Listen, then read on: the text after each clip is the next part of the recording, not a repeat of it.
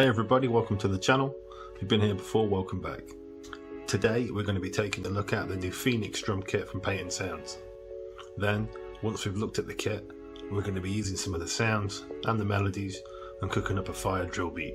If you're new around here and not subscribed, please consider hitting that subscribe button and the little bell next to it. It really helps me out and you'll never miss an upload. With all that out of the way, let's take a look at this drum kit.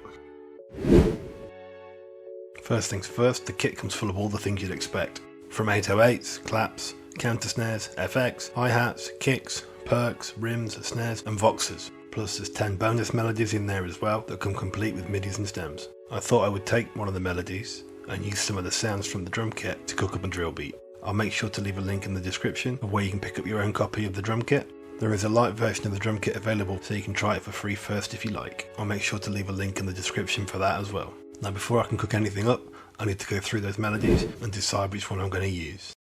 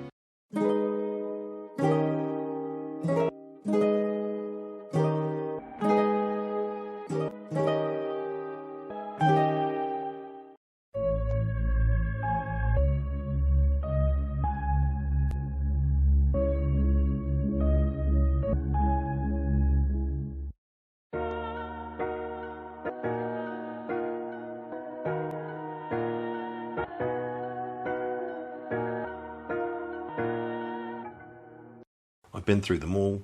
I like the sound of this one called Vizirian.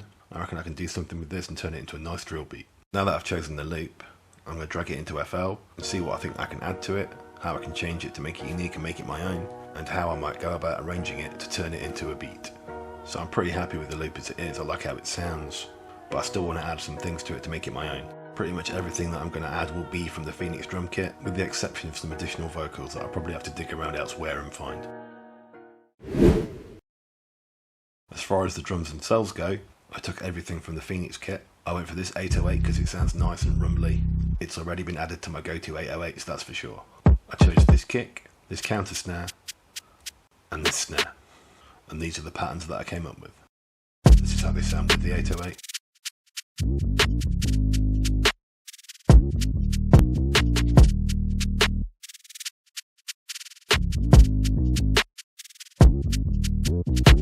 This is how they sound without the 808.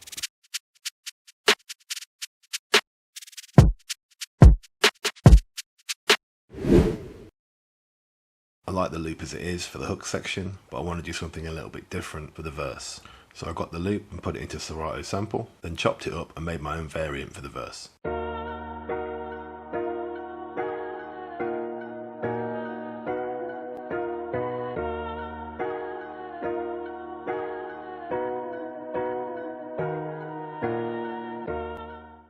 I then rendered that out to WAV, as I find it easier to work with WAV files, and I also find Serato sample makes things slow down a little bit while it's still in MIDI, but once it's been bounced out to WAV, that doesn't seem to be an issue.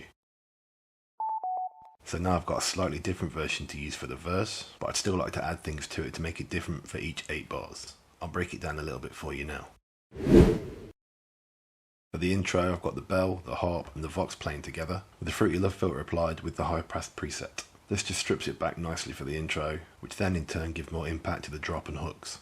I also added a tape stop in the last bar, then quickly automated it off and then a double hit before the drop. For the hooks, everything comes in after the drop, but then I did the delayed drop trick, where I take everything out for a bar except for the 808 and vocals, before bringing it all back in again for a second drop. I also added some Vox that are in the Phoenix drum kit as well, as I thought they would sound nice and complement the vocals. When it comes to the verse, for the first 8 bars, I added the Vox in as well as the chop, plus halfway through I added the second version of the piano that I'd lowered by 1 octave. For the next 8 bars, I took the chops I'd made and reversed them, and then every bar alternated between a reverse chop and that lower piano. This gives it a call and response or a back and forth kind of feel, and just adds something a little different. I took out the Vox and the lowered piano, just had that reverse chop playing alongside the original chop. Then for the final bar before the bridge, I chopped up the chop and had it playing twice in quick succession, both the forwards and backwards versions, as I thought it transitioned nicely into the bridge. I've stripped it all back, and I've got the bell and the harp playing. I then added another instance of the piano, but this time one that I'd raised by an octave. I've also added the vocals from the hook, as I felt it rounded it out nicely. I also added that reverse quick double chop, as I thought it helped smooth the transition between the 2 sections. As I often do, I've taken out the last bar of the bridge completely, as this allows the riser to be heard, but also adds impact to the drop. After the bridge, the hooks that play the second time are exactly the same as the first, including that delayed drop. And then I was looking for a way to finish the beat, so I added one 808 note, I added that piano, and just before I started to fade it out, I added that lower piano as well. And here's a preview of the final beat.